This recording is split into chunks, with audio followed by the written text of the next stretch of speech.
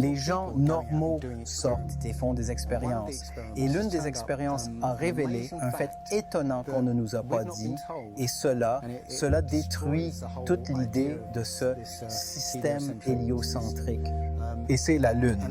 Maintenant, vous pouvez réellement mesurer la température de la lumière de la Lune par rapport à la température de l'ombre de la lumière de la Lune, et vous constaterez que la lumière de la Lune est plus froide que l'ombre, le contraire du Soleil.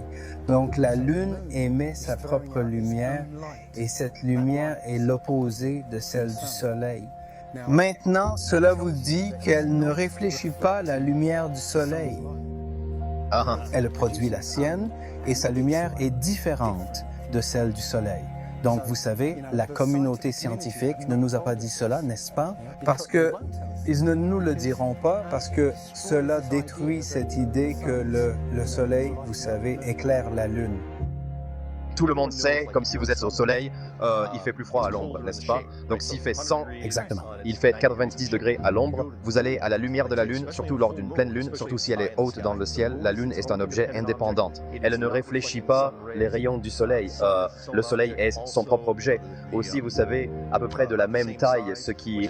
Vous savez, encore une fois, par coïncidence, vous savez pourquoi la Lune s'ajuste si parfaitement devant le Soleil lors d'une éclipse. Nous avons toujours pensé que c'était une coïncidence, que même si elle était 400 fois plus loin, elle avait aussi exactement 400 fois moins de diamètre, ce qui explique pourquoi elle s'ajuste. Et l'autre chose étrange à propos de la Lune, que tout le monde pense, oh c'est juste une coïncidence, c'est que nous ne voyons jamais l'autre côté. Elle tourne constamment, parfaitement, donc nous ne voyons qu'un côté de la Lune, exactement un côté. Ce n'est pas comme si nous avions un quart de degré tous les 5 ans ou un demi-degré ici et là, c'est toujours le même côté.